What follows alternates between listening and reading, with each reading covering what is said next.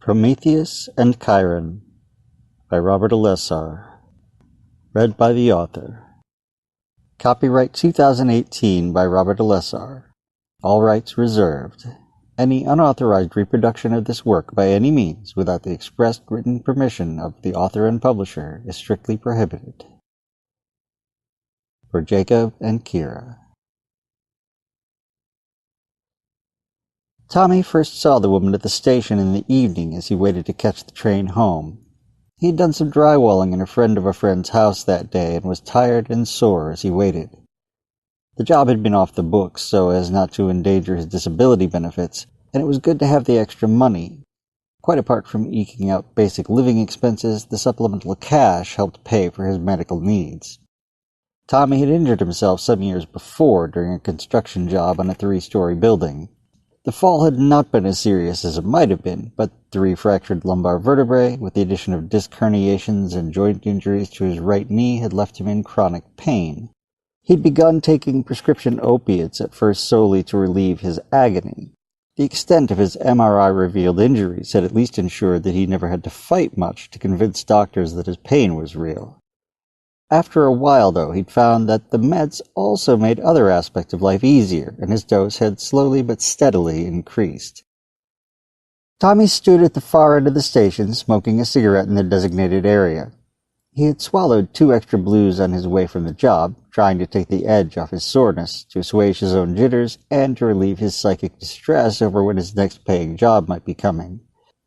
He had just achieved a bit of equanimity when he looked across the track and saw, in the electric light that locally banished the already thick nighttime, a woman seated on one of the benches. Something didn't seem right about her. She was extremely pale, Tommy could see that even from across the tracks in the artificial light, and she was visibly trembling and squirming.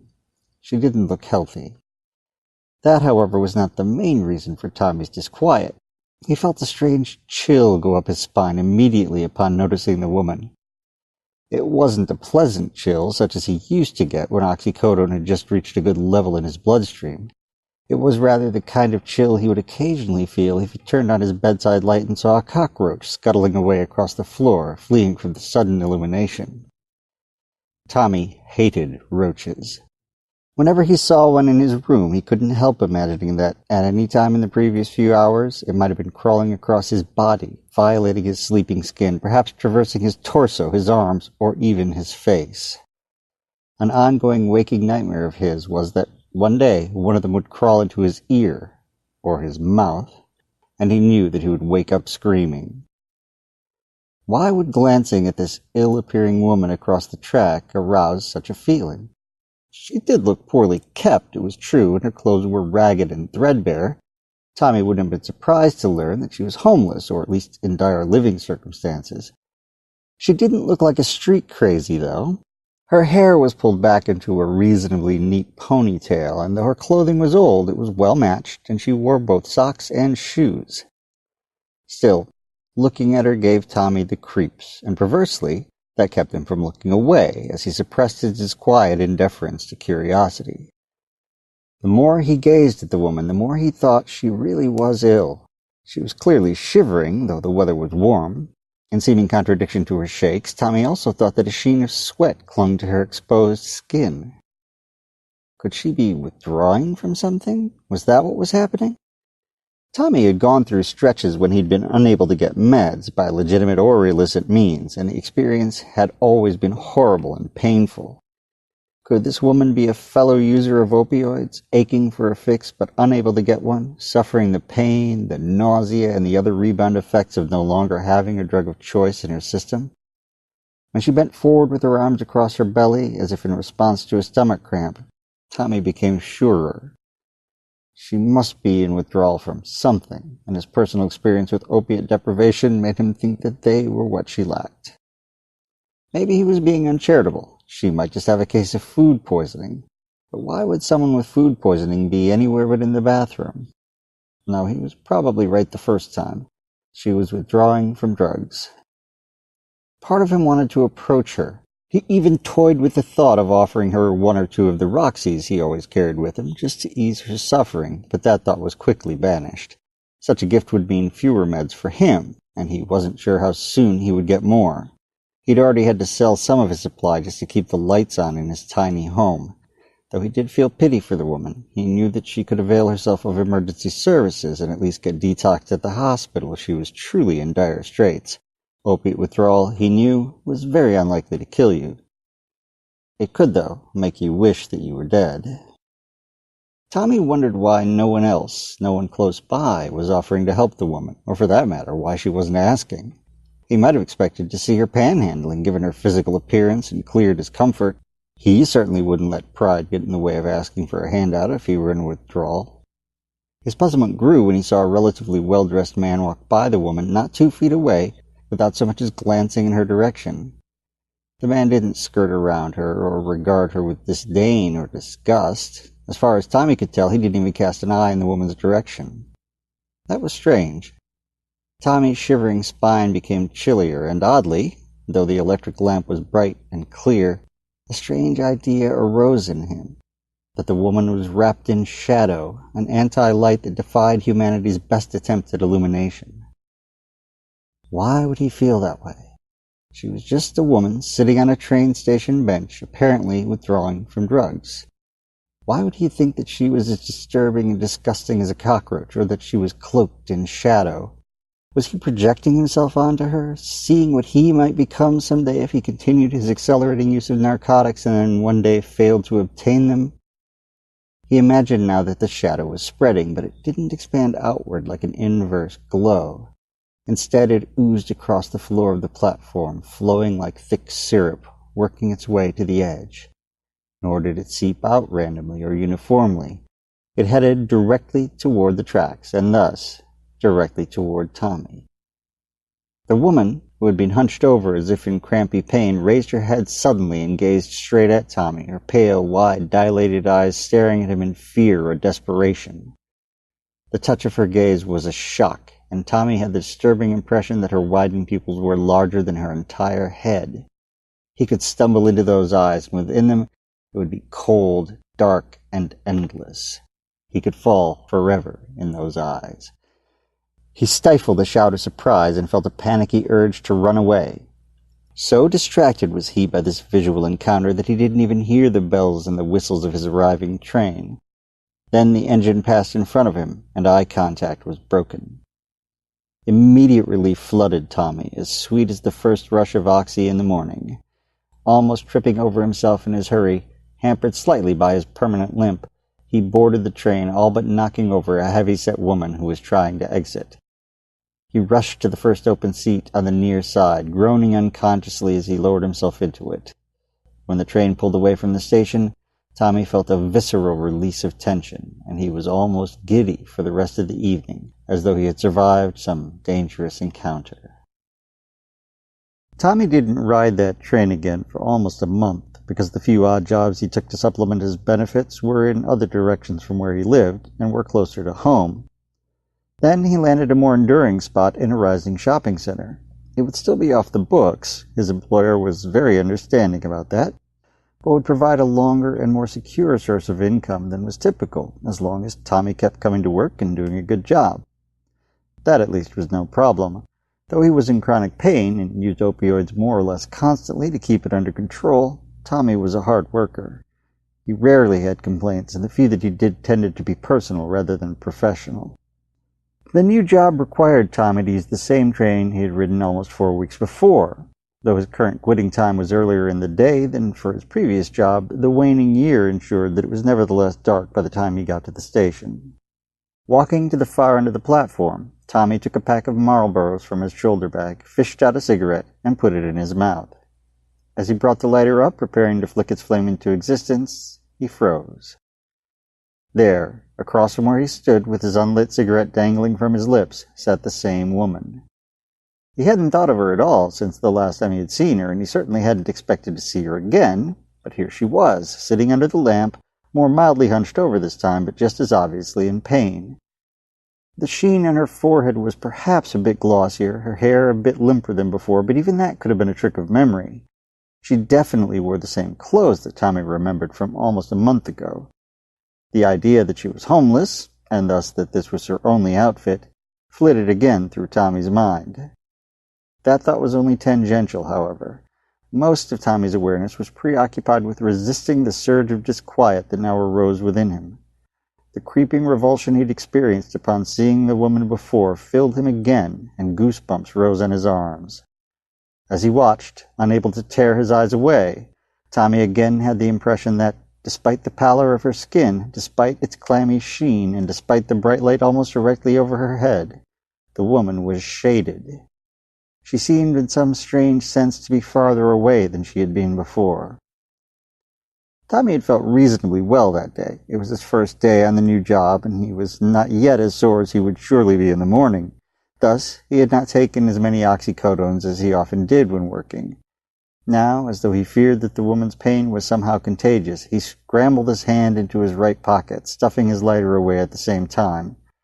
He pulled out the small plastic bottle, popping the cap and spilling 2 pills onto his palm. He almost crushed his unsmoked cigarette with his pill hand before remembering to take it out and discard it. Then he threw the small tablets into his mouth. He chewed them before swallowing. Even as the bitter sensation of the medicine struck Tommy's tongue, bringing a grimace to his face, the woman's head snapped upward, and she stared directly across the tracks at him. How had he thought that she seemed far away? Quite the contrary, he could see her vividly, starkly, more real than the metal structure on which she sat. She took up no more space in his visual field than she had before, but he could almost have sworn that if he reached out, he would be able to feel the fabric of her clothing, the dampness of her skin. What he noticed most, again, was her eyes. Her pupils were unnaturally wide, gaping, as if in rebound from the usual constriction that opioids brought. Tommy half thought that there should be a visible glint behind her yawning pupils, like red-eye in old flash photos, but his own gaze found nothing but endless blackness. A strange, terrible sensation came over Tommy, a sense that his feet were no longer quite holding him stationary. He'd had similar feelings when standing on high places without guardrails, a subtle notion that he was falling, that he somehow wanted to fall, a fascination with an abyss that was almost an attraction. Though his legs did not move, he felt as though he were sliding along the platform, ever so slowly, inching toward the tracks. He looked down, fighting not to panic. He stood near a line in the pavement, and his eyes told him with absolute clarity that he was immobile. Nevertheless, a strange, slick, greasy feeling persisted under the soles of his shoes, and he felt as though the platform were tilting, a death trap propelling him not onto the track, but across it. He began to sweat, though the air was cool. What the hell was going on? He looked back up. The woman's face, still vivid, was drawn in anguish, pain clearly searing through her, her arms folded again across her belly. She opened her mouth and a whispered croak came out. Tommy shouldn't have been able to hear her, but her words carried to him clearly. "Please," she said, "help me." Tommy's insides plummeted, though whether in pity, dread, horror, or some combination of the three he couldn't have said. The woman's words rang in his ears, resounding above the ambient noise of the station. Even when Tommy's train arrived, as it did only moments later, he could almost have sworn that the echoes of the woman's plea all but drowned out its whistle and the grind of its diesel engine. As soon as his view of the woman was obscured, Tommy's sense of immediate fear and revulsion left him, and his body relaxed. When he got onto the train, he again deliberately chose a seat that gave him no view of the opposite side of the station. This time, however, he felt a pang of guilt as he did so. The woman had asked him for help, and he had not merely ignored her, but had fled from her presence. He tried to push the thought from his mind, or at least to make excuses, telling himself that she was obviously not in such dire straits. She had been in the same place for a month, and she looked none the worse for wear. Not that that was saying much. So she must at least be in no immediate peril. And there was something wrong with her. She scared him like nothing he had experienced before, and he had fought in Iraq. There was definitely something wrong with her. Or maybe there was something wrong with him. Maybe he was the source of those feelings. Maybe he saw in her the possible consequences of his own increasing use of pain medications, and it was the fear of that possibility that generated all those unnerving impressions. Now that the train had pulled away and Tommy's distance from the woman increased, those terrible feelings began to fade from his memory, like images from a dream that dissolved when the dreamer awakened. Was he really just projecting his fears onto the person of this obviously troubled and addicted young woman? Was he afraid of her because of what she represented? If so, what did that say about the fact that he had left the scene in terror even as she had asked for his help? Did that make him a coward? Was he, a former Marine who had proudly put his life on the line for God and country, just a sniveling little wimp when it came to matters that really impacted him? These thoughts troubled Tommy all the way home. That night, as Tommy lay in bed, his room defiantly dark despite his lifelong fear of roaches, his sleep was disturbed by a sound. It was distant and quiet at first, so faint that he thought he was dreaming, but it grew in volume as the instants passed and resolved itself into a human voice. "Please," it said, "help me." Tommy twitched his head, still convinced that he must be asleep. He didn't open his eyes. "Oh, God, please, please, you have to do something. Please help me." The voice was hushed, as if the speaker didn't want to be overheard, but the urgency it carried was unmistakable. "Please." The voice's despair finally cut through Tommy's unwillingness to see, and he opened his eyes onto the midnight darkness of his bedroom. For a moment he saw nothing at all. Even though his eyes were adapted to nighttime, the room was inky to his sight.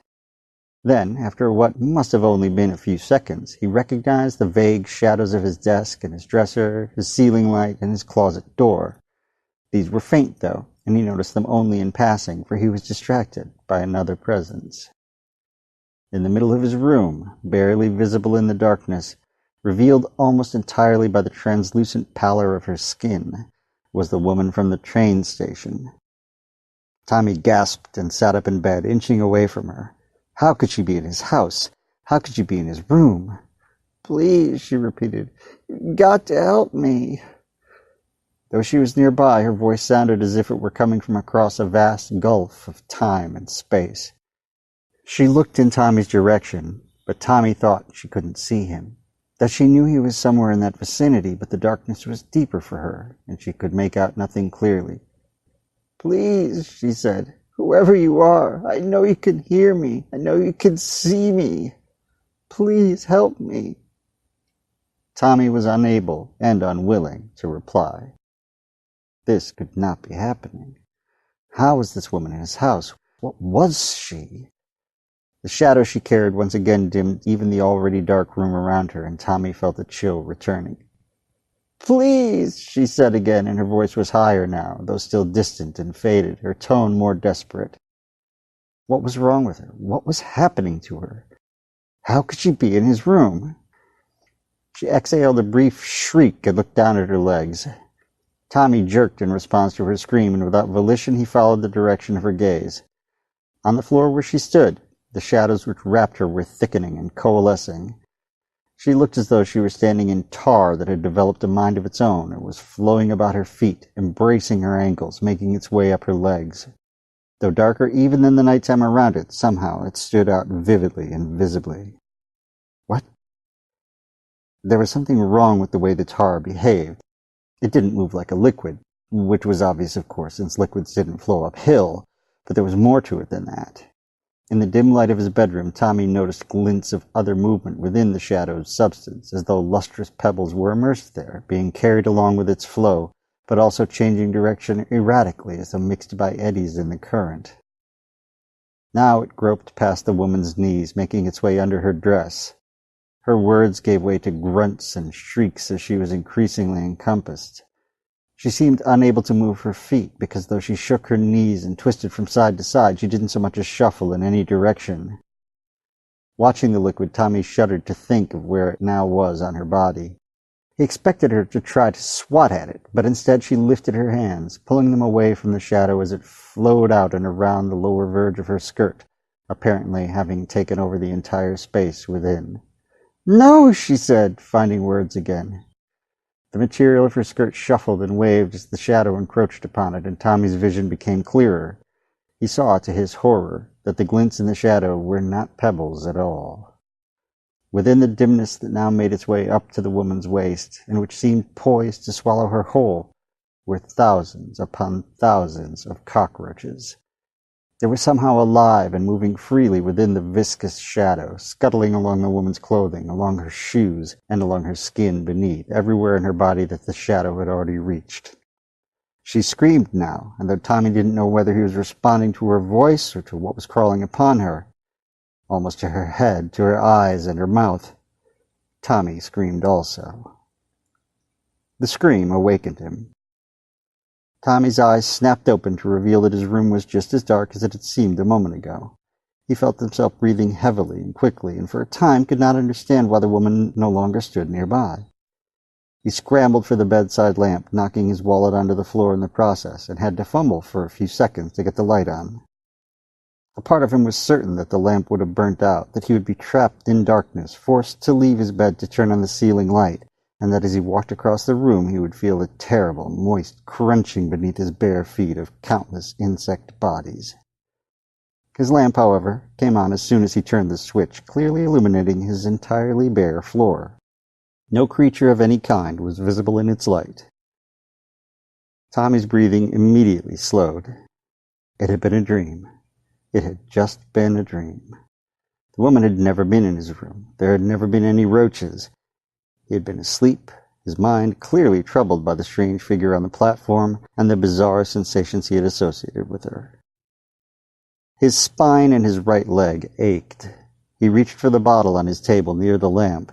He had somehow avoided knocking it onto the floor with his wallet, and opened it quickly, swallowing 2 of the tablets within. Then he lay back, waiting for the pills to work, trying to collect his wits, trying to laugh at himself for being so frightened of a nightmare. The laughter wouldn't come. All he was able to produce was a sickly-sounding cough. He took deep, prolonged breaths, desperate for the opiates to take effect and ease his physical and emotional pain. Slowly and gradually, he was finally able to get back to sleep. He left his bedside lamp on for the rest of the night. The next day at the job was dreadful for Tommy. He had not been in the best condition when starting work, so muscle aches and soreness now assailed him, and his chronic pain flared too, triggered and enhanced by the previous day's activity. On top of that, he had slept poorly and his energy levels suffered. This made the pain more prominent, and it also made the struggle through the day more difficult. He took supplemental pills on more than one occasion throughout the day, and as he looked ruefully into the bottle, he realized that he was going to have to buy some extras from somebody. He knew several people to whom he could reach out, and since he was getting paid daily, he would be able to afford them, but he was not happy. He always felt guilty when he took extra medicine. His doctor counseled against it, warning him about increasing tolerance, the danger of overdose, and the fact that he could get in serious legal trouble for buying black market meds. Chronic pain, however, was a vicious taskmaster. It could not easily be ignored, even by grown men who knew themselves to be tough.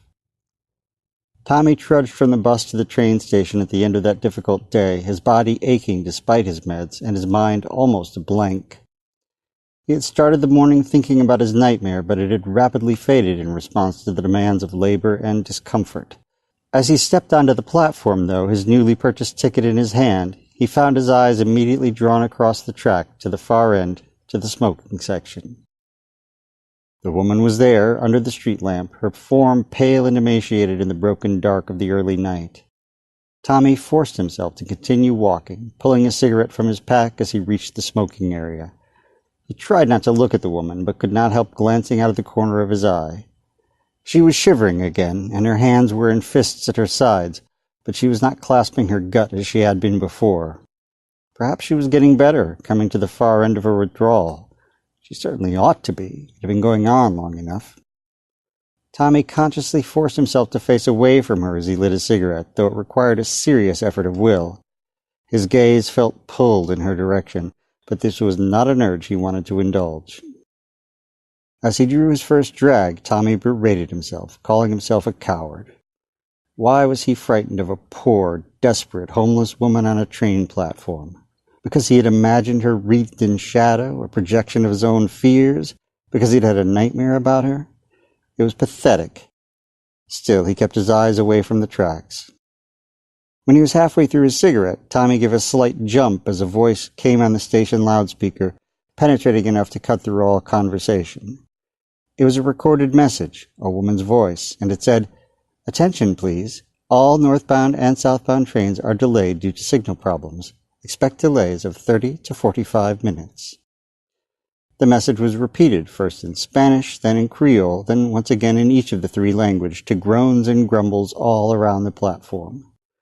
Tommy was displeased as well, but his reaction manifested as a sinking in his gut. He was going to be stuck here at the station, across from the woman on the bench, for what was almost certainly an hour. In his experience, the announcements always underestimated the actual delays. He shook himself. It was ridiculous to feel this way about the woman. She was just a homeless addict sitting under a lamp on the opposite side of the train station. There was nothing sinister about her. Yet she had occupied the same spot, wearing the same clothes for almost a month now, and though she looked far from well, her clothing did not appear to have become noticeably dirtier or more threadbare in that time. Tommy almost stole a glance to confirm his assessment, but he restrained himself. Then he berated himself again for his fear and for his indulgence of it. He could, of course, just go down to the other end of the platform once his cigarette was finished. It would be the easiest thing in the world. But it would also be a surrender. He had never been the most heroic man he knew during any deployment, but he was still a Marine. He had been shot at by crazed fanatics, had been in real, deadly danger, and though he had been terrified, he had never given in to his fear. Now, though, he felt that his knees would knock if he didn't hold his legs stiff. He clenched his teeth between drags on his cigarette. It was infuriating. He looked to his left and right. More people had gathered on the platform, passengers who normally would have ridden a later train. Soon all the benches would be full. Some people would lean on posts, others would pace, and some would even sit on the pavement. Tommy generally preferred to stand, but the increasing crowd led him to wonder whether, as space became tighter, anyone would take the seat next to the poor woman across the way. Most people avoided being too near the homeless, especially those who seemed drunk or high, but this was an unusual situation. Maybe someone else would sit on the bench with the shivering, shadowy woman. Such proximity might lead them to strike up a conversation and even, just maybe, to offer her some kind of help. That thought, that curiosity, broke through Tommy's fear, and as he finished his cigarette, squashing it out on the ground, disposing of the butt in the garbage, he turned to look. There she was, the poor woman, shivering more uncontrollably now. Her arms were once again wrapped around her stomach.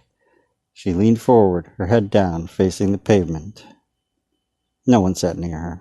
No one approached her. The crowd was gathering. There were people doubled up and occasionally tripled up on all the other benches, but the woman across from Tommy was alone. Other people seemed to avoid even standing too close to her. No one leaned on the light post behind her bench. No one looked at her as they passed. It was not so much that they avoided glancing at her, as though embarrassed or uncomfortable. They went by, but their eyes seemed to skim over her as though she didn't exist. Why? Was it because they too felt the shadow that clung to her or oozed from her, the shadow that in Tommy's nightmare had been populated by cockroaches? That seemed unlikely, for Tommy was all but convinced that the shadow had come from his own mind, a product of his fear of ending up just like her. No, he suspected that this was simply a symptom of how far society would go in marginalizing the desperate. He saw her look up at a passerby, almost reaching out a hand. She looked as though she were saying something, but this time Tommy couldn't hear her. The person she addressed did not react at all. Tommy became angry. Why did that person not so much as glance in the woman's direction, even to grunt a simple negatory response? Was she that frightened? Was she that threatening? Shame quickly followed his anger. Hadn't he too been frightened? Hadn't he even had nightmares about her? Was he not as bad as that passerby?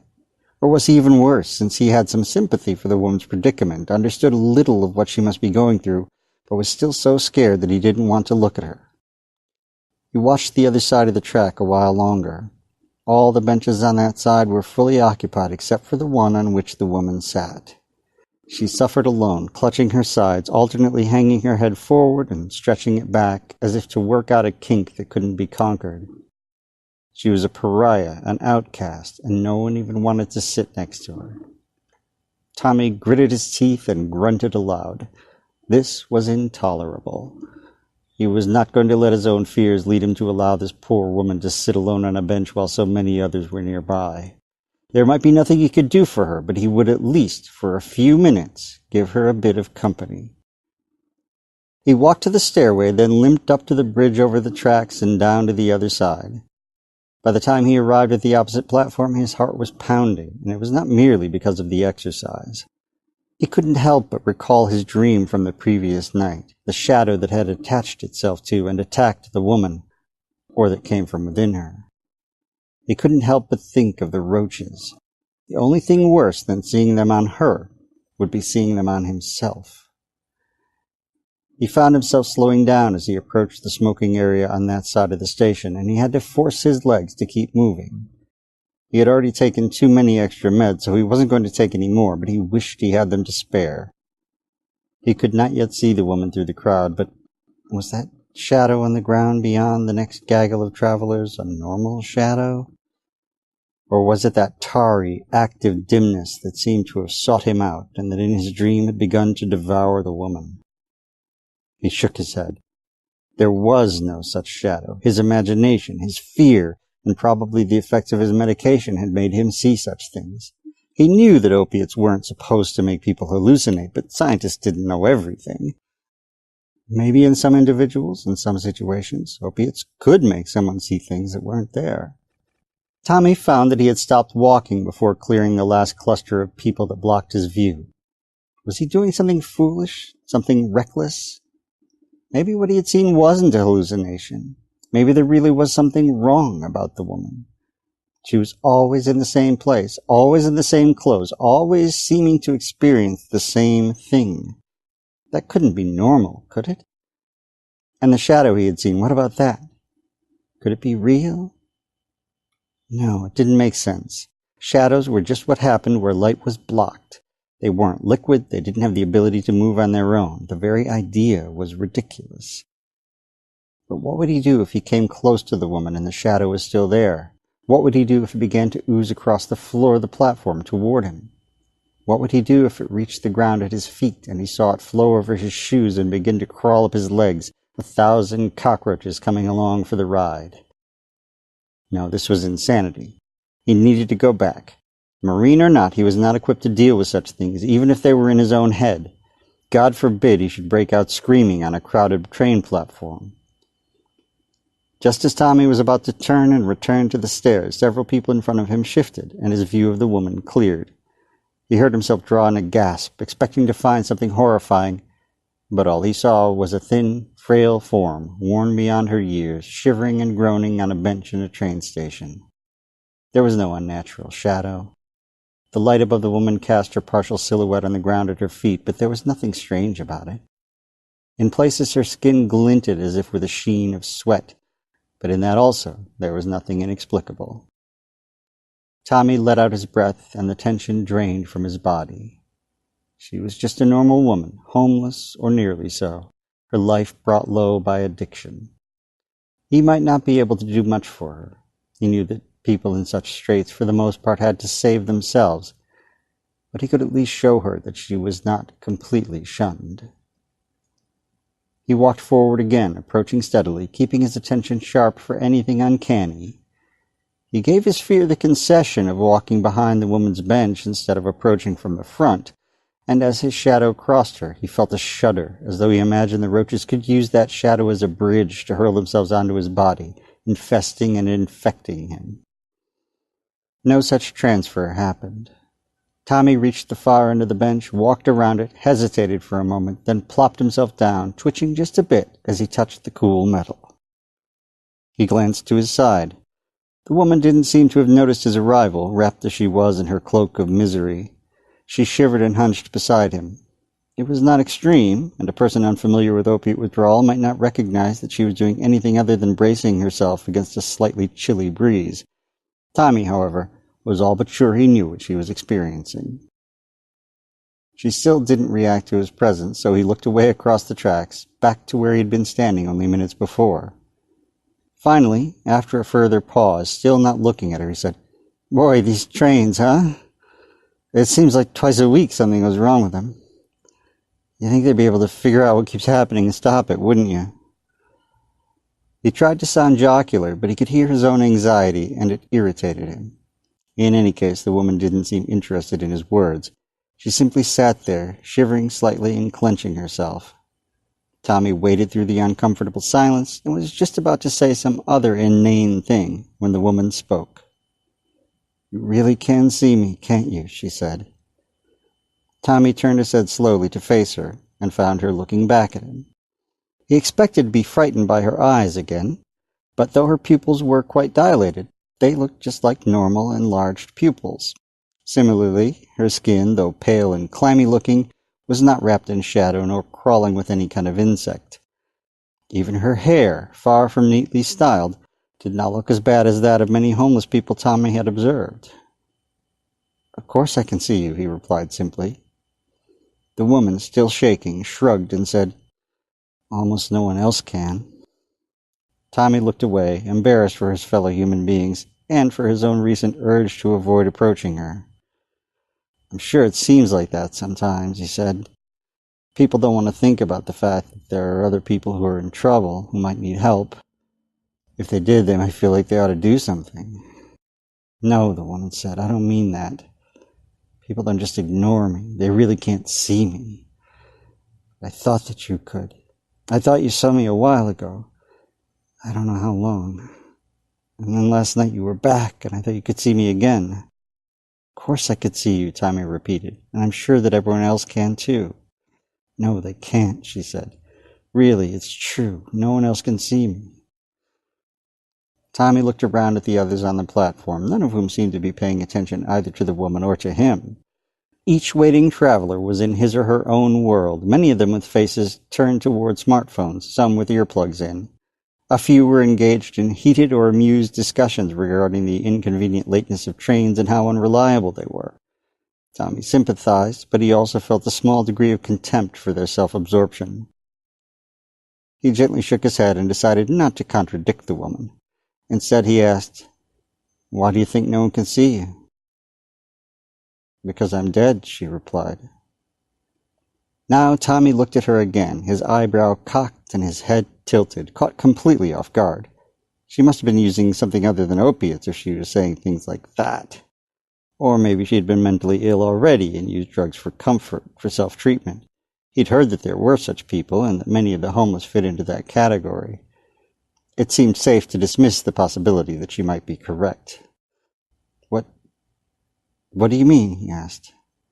With another shrug, marred by shivers, the woman said, "Exactly what I said.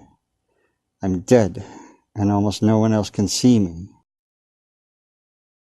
Tommy felt a slight return of his previous chill, but he suppressed his awareness of it, determined not to be sucked into her imaginary world, but not willing simply to deny it. He didn't know what might set someone off who was both withdrawing and thought such things. Instead, he asked, "What would make you think you were dead?" "The fact that I died," she replied. Tommy took a deep breath, his disquiet growing. Speaking to this woman might have been a mistake. Maybe people were right to avoid such encounters. Maybe it was not worth the effort. Maybe it was not worth the risk. Still, he hated the thought of having avoided her merely because of fear and his own strange perceptions, which had formed while he himself was under the influence of pharmaceuticals. He felt no such impressions now. He was seated next to the woman, was within a few feet of her, and he sensed no oozing shadow that either radiated from her body or clung to her. Her pupils, though wide, did not look like black holes from which he could never escape. What frame of mind had he been in to have imagined such things? He could hardly blame the woman, who no doubt had a harder life than he did, for entertaining some very peculiar notions.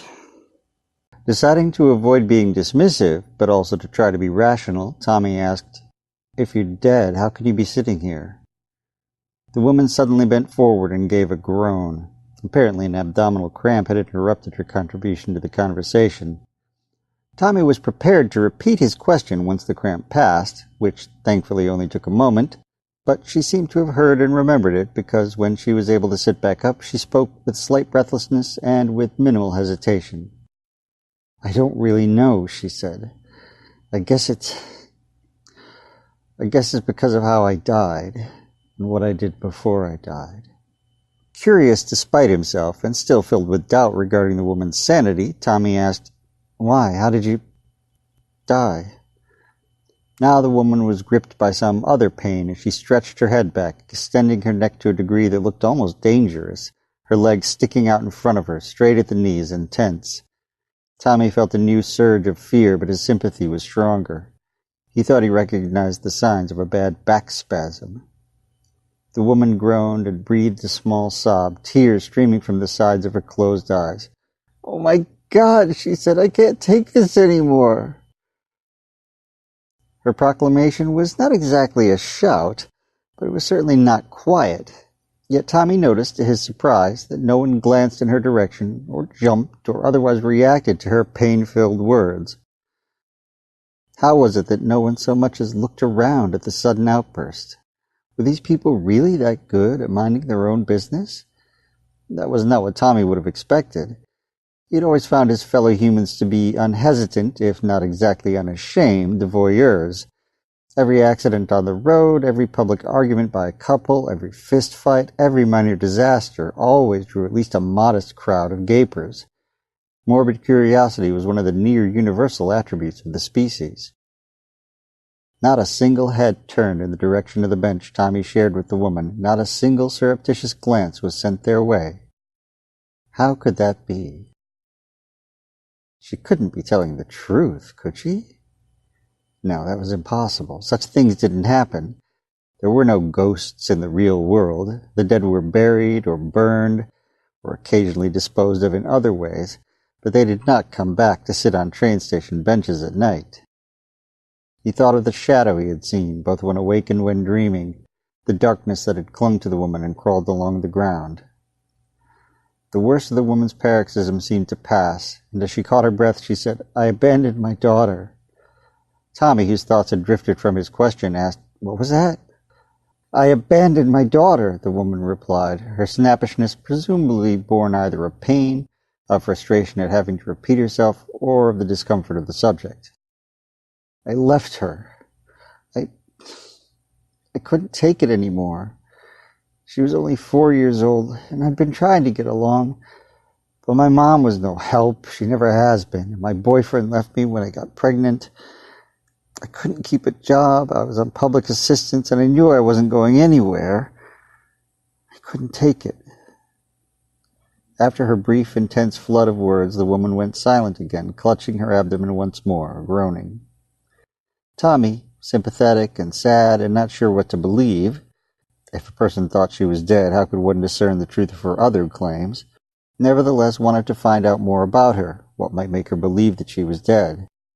He tried not to consider the lack of reaction from others, tried not even to consider the idea that he might be talking to some form of undead spirit. That attempt was made easier by the fact that the woman looked entirely solid. He thought he could even smell traces of old sweat and urine about her. Unable to resist the question, he asked, "Were drugs part of it? Why you couldn't handle your daughter?" The woman turned her head and looked sideways up at Tommy from her clenched posture, and for an instant her gaze frightened him in a perfectly banal way. She looked as though he had just prodded a sore spot, as though she was going to snap at him like a teased dog. Her expression changed rapidly, though, and new tears sprang forth. "Yes," she finally moaned. "I was using drugs. I used them all the time. They were the only way I could deal, even as much as I could. I was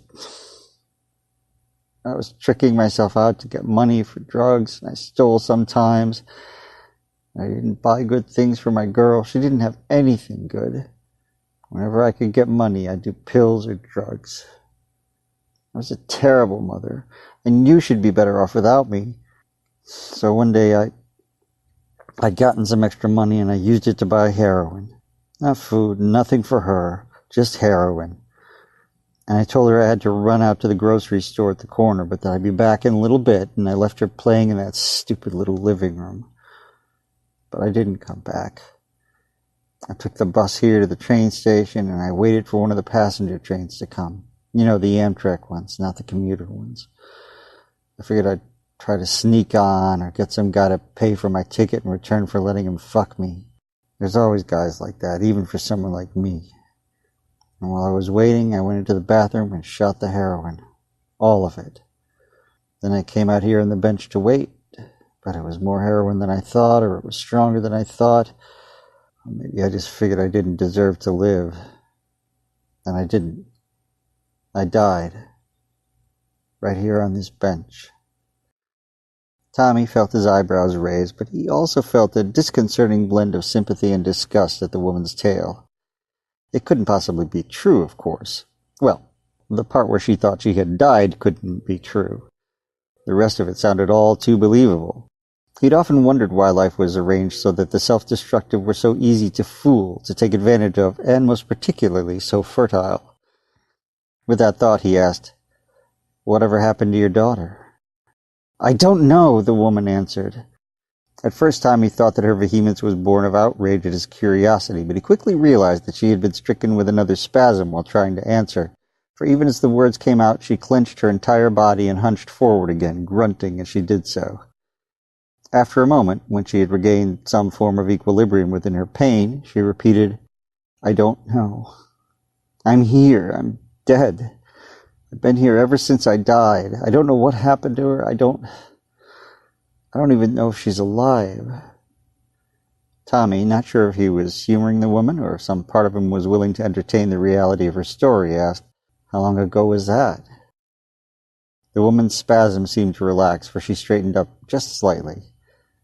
"I don't know," she said. "A year? 10 years? A million years?" After an entirely humorless, single exhalation of laughter, she said, "That's what it feels like. Every night seems like a million years." Tommy, horrified at what she was imagining, asked, "Why do you think it happened?" His meaning was twofold. He wanted to know why she believed what she did, of course, but another part of him, the part that had imagined the shadow devouring her, the black holes in her pupils, and the hordes of roaches infesting her, took her story seriously. "I don't know," the woman repeated, all but weeping. I mean, does every junkie who leaves her kid and dies have this happen? Is this hell?" Tommy looked around at the milling souls on the train platform, all so caught up in their minor dramas and traumas, so self-absorbed that they had not spared him or the woman a single passing glance. If not hell, it could certainly pass for a kind of purgatory. The woman seemed to understand his thought, because she immediately said, "I don't mean the train station. I know it's just a normal station and it has real people, alive people. I mean me. Am I in hell?" Tommy, trying not to think of the shadows and the roaches, asked, What is it that would make you think you're in hell?" The woman gaped at him with frank incredulity. "Do you see me?" she asked. "You see what I'm going through?"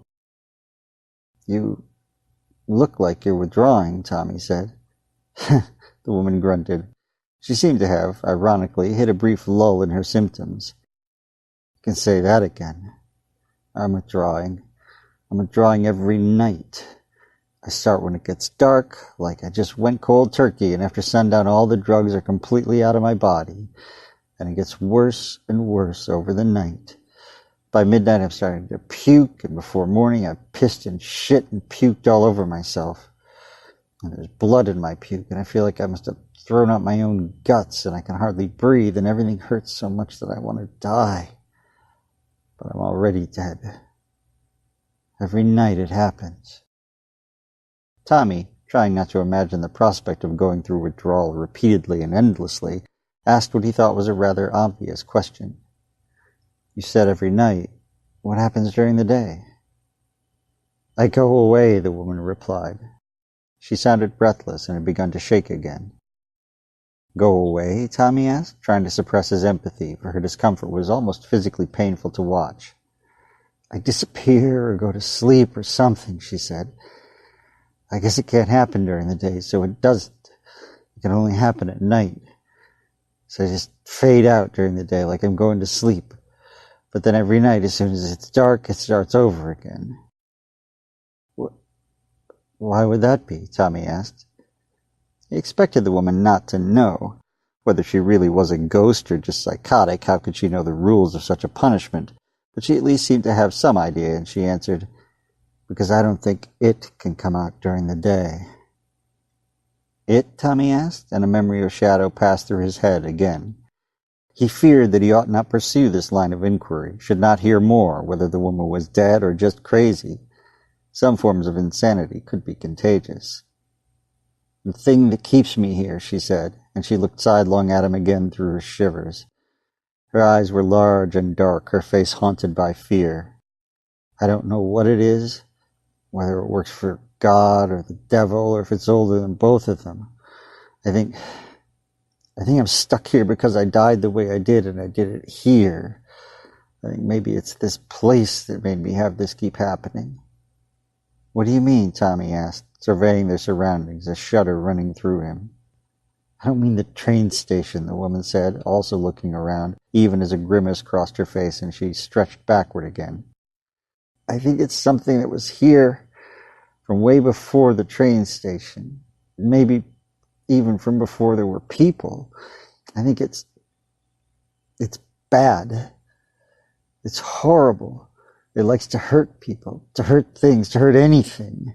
I think it's just bad." "It?" Tommy asked, against his better judgment. "What is it? What does it look like?" "I don't know," she answered. "I can't see it. I can only feel it. It's the thing that makes me withdraw every night. It's the thing that keeps me here, even though I'm dead. It's the reason I can't go wherever I'm supposed to go." Tommy, intrigued and disquieted, said, "Where are you supposed to go?" The woman shrugged again, her face clenching as a relatively short-lived spasm seemed to hit her. When she recovered her breath, she went on, "I don't know. There's no way for me to know as long as I'm here. But God, I want to find out." Tommy couldn't blame her, but an inescapable possibility occurred to him, even though he was far from sure that he believed her tale. "What if where you're supposed to go is even worse than here?" he asked. The woman gaped at him in supreme disbelief. "Worse?" she groaned, her eyebrows rising and a new shudder of tension coursing through her. "What could possibly be worse?" In Tommy's experience, that was a foolish question. No matter how bad things were, one fact had always seemed clear to him, and that was that they could always get worse. There was no bottom level of reality. What was more, a simple and obvious possibility presented itself without much thought, and he said, "What if you had to withdraw all day and all night, every day and night, and there wasn't any time when you went away or whatever it is?" It appeared that such a thought had not occurred to the woman, but she shook it off and grunted, "It's not all that much worse. Anyway, I take my chances. I think there's more ways for it to be better than for it to be worse." Tommy reminded himself to beware of joining into her delusion or of getting too involved in any other way, in case it was not a delusion after all. Still, he couldn't help but ask, "Is there any way for you to get away?" "I don't know," came the immediate reply, exhaled like a groan of pain. I've been alone here for so long. I can see everyone go by, but no one can see me." She paused, tilting her head like a puzzled dog for a moment, and then said, "Well, a few people seem to be able to see me. Every now and then. Someone will look over here, and they'll seem like they're not just looking at the bench or the light or whatever. They always look surprised or scared, and they almost always try to stop looking at me as soon as they can." Tommy, recalling the previous times he had seen her, could sympathize. As if commenting on Tommy's thoughts, the woman said, "I remember when you first saw me. It was a while ago. I don't know exactly how long." "About a month," Tommy told her. "Okay," she said, "a month. You looked over here and you saw me. And you seemed like you got scared just like everybody else. But you didn't seem quite as scared, maybe. You looked like maybe you were stronger than the other people who see me." Tommy, recalling his own responses and the unmanning trepidation he had felt, could not agree with her. Maybe his military experience had simply left him better able to cope with fear than most other people were. On the other hand, he had woken up screaming from a nightmare. That didn't seem very brave to him. "I thought that maybe you were someone who might be able to help me," the woman went on. "So I tried to get your attention, but I don't think it worked." It worked, Tommy corrected her. I didn't want it to work. The woman nodded glumly and slowly doubled up again, her shakes and her sweat subtly increasing. I can't blame you, she said. How could I? I'd feel the same way. But then you came back. I think it was last night. Was it last night? It was, Tommy replied. Yeah, she said, last night. And I knew you could still see me. And you weren't just running down to the other end of the station or anything. You stayed around. And all I could think about was that this guy could see me. He could see me, and he wasn't as scared as everyone else. I was scared, Tommy said, not sure why he felt it important to correct her. Shrugging awkwardly through her pain, the woman said, Not like the other people who've seen me. And I thought, if anyone could ever help me, it'd have to be someone who could see me, someone who wasn't as afraid. And all night while I was puking and shitting and bleeding, I kept thinking about you. I was almost praying about you. I was begging you to help me, even though you weren't here. Tommy thought back to his dream. Could it have been the product of the woman's intense thought toward and about him? Could her pleading somehow have reached him, even across the miles between them? In a world where a dead woman could go through withdrawal every night at the train station, what might not be possible? Of course, he was fairly sure that none of it was happening as she described, that she was simply a mentally ill addict. Yet his dream had happened, and he had seen the shadow that surrounded her. Why was it not there now? Was his own well-meaning presence enough to drive it into hiding? Could the woman be right? Was it possible that he could help her in some way? His next thought was to ask himself, so what? What if he was somehow able to help her? Why should he do it? What would be the point? He hadn't put her here, hadn't gotten her addicted to drugs. He was not the one who had abandoned her child and then overdosed and died, if her story was true. Why should he feel responsible for helping her? He resisted those thoughts, though, as much out of habit as intention. He was a Marine, or he had been one, anyway.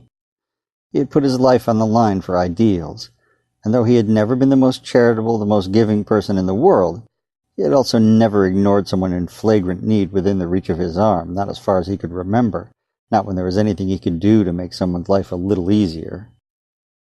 Also, he felt real sympathy and pity for the woman. Whether she was delusional or whether she really was dead, it was plain that she suffered terribly.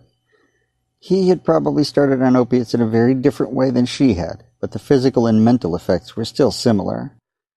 How would he feel if he knew that every night he had to go through withdrawal? He had, upon occasion, been forced to go without his pain medications, when money was tight or on one occasion when his meds had been stolen. It was horrible. He wouldn't wish such an experience on anyone this side of Hitler.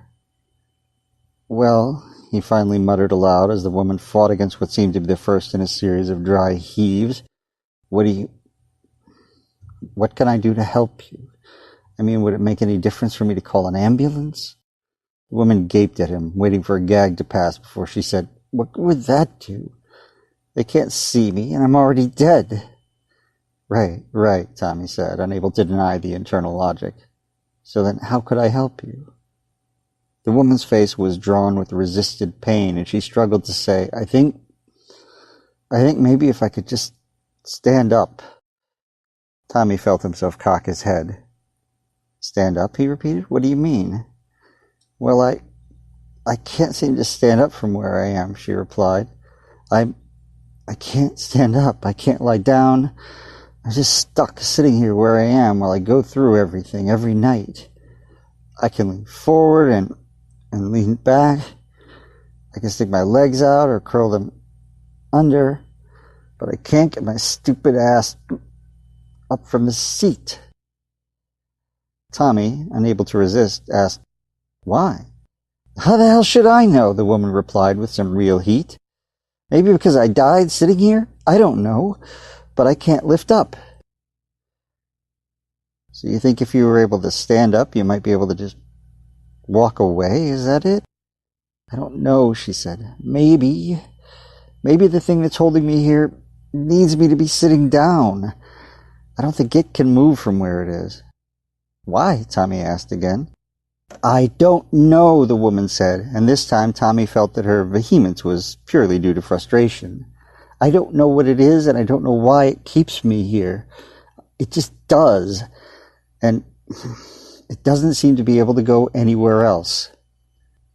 Tommy, who had seen the shadow oozing across the floor toward him, was not any too certain that she was right, but he let it slide.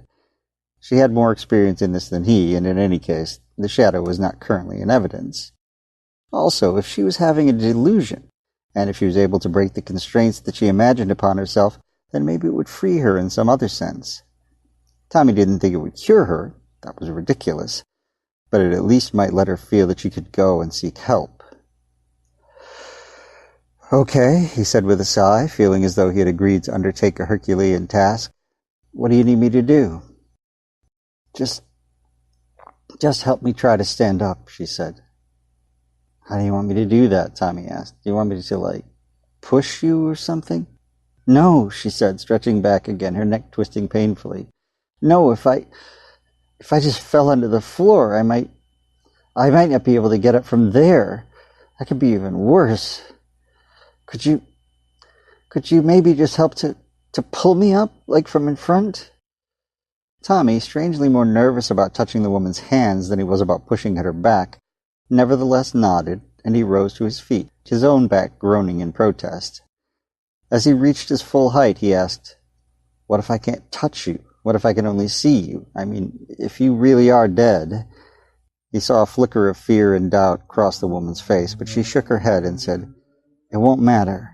I think because you can see me, you'll be able to touch me." Tommy shrugged. "I guess we'll find out, huh?" He walked to the front of the woman, glancing down the tracks in both directions as he did. He could see no lights of approaching trains, so there was no rush for him to get to the other side again. "Right," the woman said. Then, her arms trembling and her face drawn in pain and worry, as well as perhaps the faintest trace of hope, she stretched out her emaciated hands. Tommy looked closely at those hands. They certainly appeared solid. He saw no light passing through them. Also, to his relief, he saw no shadow enwrapping them, or radiating from them, or oozing around them. The ground below was not populated by any form of insect, and certainly not by roaches. Nevertheless, he was afraid to touch the woman. He glanced back up into her eyes, which were already gazing at his face. The pupils were wide, but they didn't have the bottomless, event-horizon feel that they had seemed to possess from across the tracks the first 2 times he had seen her. Her expression was one of flagrant suffering and need, yet still he feared to touch her. She seemed to sense his reluctance, for she whispered, "Please, don't just leave me here." Tommy could not ignore her pain. He was a Marine, damn it. He had been shot at by men who wanted to kill him, had seen friends severely injured by IEDs, and had seen comrades and enemies die violently. How could he let his fear of a withdrawing, homeless woman prevent him from performing a simple task that she thought would help her? Slowly he reached out his hands. The woman held hers palms down, so Tommy met them with his own palms up, and, expecting at some level to see his fingers pass through hers like a projected image, he took hold of her. Her hands were cold, clammy and bony, but they were solid. Though she looked weak and frail, her grip was tight. Perhaps she was so desperate that she exerted all the force of her body through the digits of her hands, but her clasp on Tommy was almost painfully strong. Looking back up into her face, Tommy saw an expression of relief, tinged, oddly enough, with sadness. "Thank you," she said. "Thank you so much." Then, in a tone so low that it was almost a whisper, she added, "I'm sorry." Tommy almost had time to ask, sorry for what? Then all such thought was driven from his mind. The shadow that he had seen in his dream, and the evening before at the station, and the month before that, sprang abruptly from the woman's arms and hands, rocketing forth as if from her very skin, suffusing her entire form. This time, however, it did not cling to her. It leapt across the contact between Tommy's hands and the woman's, moving much more quickly than Tommy had seen it oozing across the platform, and it raced up his arms. Tommy looked back at the woman's eyes in shock and horror. What was happening? What had she done? Her pupils were black pools of infinite depth again, but this time the blackness didn't stay behind her irises. It jumped out of them and across the space between their gazes. Tommy felt it penetrate his own eyes, and though he could still see everything beyond as clearly as ever, the world nevertheless seemed suffused with a dim haze. The woman's expression was both relieved and sorrowful as she rose to her feet, saying, "I'm sorry. I'm so sorry. Please, I just couldn't stand it anymore." The shadow spread up Tommy's arms to his shoulders, and he couldn't so much as attempt to release the woman's grip as she turned him in place, easily moving his much larger frame. Like dancers, they rotated around one another. What is this?" Tommy asked. As the shadow spread down his chest and up into his neck, he realized that it didn't feel like a liquid. It felt like thousands of tiny, skittering insect feet crawling over his skin. It swept under his shirt and downward into the tops of his pants, and he thought he could just make out, within it, the dim shapes of countless horrible dark brown bodies, whip-like antennae waving as they invaded his surface. He opened his mouth to scream, but the shadow flowed over his lips, clearing his teeth, engulfing his tongue. Then the crawling phantom roaches flowed down his throat toward his stomach and lungs. He gagged violently, trying to expel the invading horde, but physical reflexes were no impediment to the attacking darkness. The woman finished turning him, then pushed him back, almost gently, seating him on the bench where she had been. He looked up at her in horrified disbelief. Her face, far healthier than it had been before, was drawn with conflicting joy and shame as she said again, "I'm sorry." Then she let go of Tommy's hands. When she did, the shadow redoubled, giving a rubbery snap as it broke away from the woman and finished embracing Tommy. It was now all over his body, from his toes to the top of his head. He could feel the roaches crawling through his hair. Tommy could no longer see the woman, could no longer really see the train station, but he didn't care. He had to get rid of the roaches, of the shadow. He again tried to scream, but could take in no breath. He gagged again and again. His back flared into pain as he tried to wrestle the shadow off his body. He scraped at his skin with his fingernails as though to clear it of mud, but they passed through the ooze without changing it at all. He tried to rise, but his legs were weak. He tried to shriek and howl, but his gagging was unstoppable. He couldn't breathe. He was drowning in insect bodies, could feel the legs of cockroaches crawling along his airways, invading his stomach and intestines from above and below. His nose was blocked by oval, chitinous bodies. He strove to articulate his outrage, his betrayal, his fear, but nothing came out. He was inundated. The shadow took over his vision, and everything else dimmed further. Beyond it, he could vaguely see that people were looking in his direction. Concern, fear, and disgust dominated their expressions, all three battling for supremacy on some of their faces. Tommy vomited, spewing rancid, bilious liquid onto his own chest and belly, but that pollution was irrelevant to the sense of the roach-ridden shadow and did nothing to relieve it. He thought he heard someone asking if he needed help, but he couldn't answer. The darkness overtook his vision. In pain, in fear, in suffocation, but above all in revulsion, Tommy lost all awareness. As night fell, two voices could be heard nearby, conversing. "Dude, do you know when the train's gonna get here?" the first voice, a man's, asked. The second voice, also male, replied, "It's gonna be about 20 minutes. "Shit," the first voice said. "I hate taking this stupid frickin' train home. Gotta get a car." "I hear you," said the second. "Car insurance is so fucking expensive, you know?" After a pause, it added, "You want to sit down?" "Not there, I don't," the first voice replied. After a pause, the second voice asked, "Why not there?" "'Cause last night someone died there," was the reply. "Really?" the second asked. "Yep," said the first. "The guy just sat down and started convulsing and throwing up on himself and everything. By the time the EMS got here, he was already dead. Pissed and shit at himself, too." "Holy shit," the second voice exclaimed. "What happened? Did he have a heart attack or a seizure or something?" "Nah," his conversation partner replied.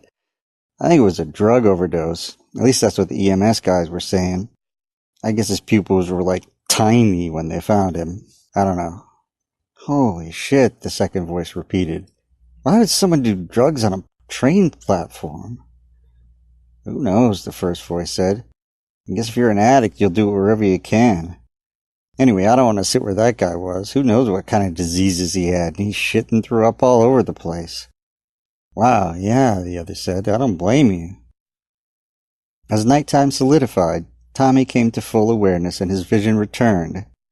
He was able to make out the sources of the voices he had only been able to hear before. They were two young men, clearly not executive types by their clothing, who each carried battered bags and stood a few feet away from him between the bench and the tracks. He looked around, confused, surprised to find himself seated at the train station. His memory was hazy. He could not recall how he had come to be where he was. A groan went through him, and he became aware that his body was stiff and sore. He had worked the previous day. He thought he could remember that much, and as usual, it took a serious toll on his chronically injured body. He reached into his pocket, intending to get out the pill bottle, legal and appropriately labeled, that he carried with him. His pocket was empty. There was not so much as a bit of spare change within it. "Oh, shit," he muttered. He scrambled to check his other pocket, but it too was empty of all but lint. Where were his pills? Where was his wallet, for Christ's sake? He was already in pain, and he knew that if he didn't take something soon, it was going to get much worse. He made a move to stand up, to see if somehow he had put his pills and his wallet in his back pockets, though he never carried them there. When he tried to rise from the bench, though, he found that he couldn't. His legs worked, and his arms worked. He was able to push against the surface on which he sat, but he felt bound to the seat as though held there magnetically. He could not lift himself so much as a millimeter. He looked down to see what might be holding him in place, and all thought of his pills left him. Surrounding his lower body, and his upper body too, for all he could tell, was a thin, hazy aura of shadow, oozing and flowing around the surface of his skin, seeping through his clothes to caress him.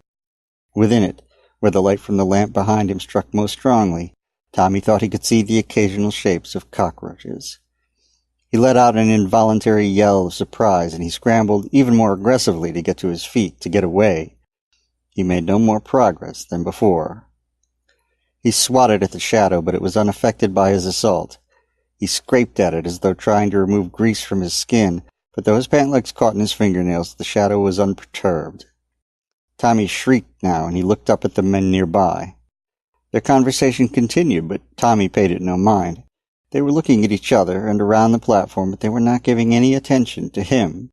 They did not even seem to have noticed his noises of alarm. "Please," Tommy yelled to them. "Please, I can't get up. I can't get up. Help me. I've got to get the stuff off me." He looked down at the shadow, then looked back up. The two young men did not so much as twitch. "Please," Tommy shouted. "Please, call someone. I can't move. I can't stand up. You've got to help me." He got no more response than before. In fact, no one around him seemed even to cast an eye in his direction. Tommy groaned as his pain rapidly increased. He felt fidgety and tense, quite apart from the stress of finding himself covered in shadow and unable to stand. He recognized the symptoms of having missed his meds. How long had it been since he had taken his last dose? How long had he been sitting here? He felt the first twinge of a spasm in his gut. Oh no, that wasn't good. That wasn't good at all. He tried to stretch, to work out the kinks in his back and legs, but his seated posture wouldn't let him. He knew that if he could just get up and walk around, it would be at least a little better, but no matter how hard he tried, he couldn't rise an atom's width from his seat. Soon a train came. The two young men who had been standing in front of him got on board, and others got off. "Excuse me," Tommy said, trying to sound calm and non-threatening. "Please, can someone help me?" He hated how he sounded, fearing that he'd be taken for a homeless person panhandling, but he needn't have worried. None of the disembarking passengers so much as glanced at him. "Hello," he yelled, struggling to get up, straining to catch anyone's attention, anyone's at all. A guard walked by and he yelled, "Excuse me! Please, can you help me? I need help! I can't get up!" No one noticed. No one said a word. The pain in his back worsened, and cramping began in earnest, both there and in his stomach. "Oh, shit," he muttered. He was withdrawing, and it was happening much too quickly, much too aggressively. He had heard of people being given medicines that blocked opiate effects completely to counteract overdoses. He'd been told what a horrible feeling it was for one who was physically dependent on narcotics. Could he have been given that drug somehow? Was that what had happened? His pain worsened and his bowels began to clench and churn severely. It was harder for him to think. He almost forgot about the shadow and the roaches as his pain worsened, forgot about how impossible it was that he should be stuck where he sat. Eventually the agony was so great that he openly wept. By 11 p.m., when the train stopped running, he was writhing and bawling like a child. Why had no one helped him? He couldn't get up. He couldn't get to a restroom or even to the bushes near the station, which he knew he would need before long. It was only in the middle of the night, when his bowels had given out and he had been forced to evacuate into his pants, now wrapped in stink as well as in shadow, that he realized what must have happened. The woman from before, the homeless woman, the addict going through withdrawal who had claimed to be dead, had tricked him. She had relied on the fact that he could see her, had used the fact that he cared and didn't want to see her suffering. Somehow she had gotten him to take her place. He had helped her to escape, but only at the cost of being trapped in her prison himself. He cursed her inwardly even as he vomited on himself, wishing that the symptoms he was experiencing would kill him soon, but realizing that they would not. He prayed hatefully that she had escaped the bench only to be consigned to hell, to burn forever as a reward for doing this to someone who had tried to help her. As the night drew on, the shadow grew darker, and even as his pain, his spasms, and his vomiting and diarrhea made him feel that his own organs were surely being ripped to pieces, Tommy more prominently felt the skittering, tickling horror of the legs of 10,000 roaches crawling over his skin, working their way inside his body through every orifice. As morning approached, and his vomit was mixed with blood, as he felt his consciousness begin to fade, Tommy knew, despite his rage at the woman's treachery, that it would only be a matter of time before he would use the same escape she had used. He would scan the platform in the evenings. He would try to find someone among the many people who were waiting for trains or were exiting trains who could see him, someone who was addicted to or at least dependent upon opiates. He would try to find someone who was sympathetic enough to want to help him. And when he did, God have mercy on his soul, he would try to get that person to take his place. Then morning came, and he faded away into nothingness until night fell once again.